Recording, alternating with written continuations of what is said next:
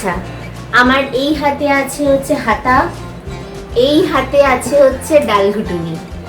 তো কাঠের যে কোনো বাসন রান্নার পরে এই যে বাসনে যে আঠালো ভাবটা হয় সেটা কিভাবে দূর করবেন চলুন দেখিয়ে দিই।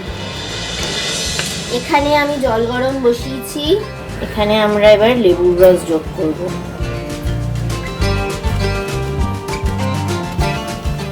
এই লেবুর রসের সাথে এখানে আমরা সামান্য একটু বেকিং সোডা যোগ করব। এই কাঠের বাসনগুলো আমি কিছুক্ষণ চুবিয়ে রাখবো।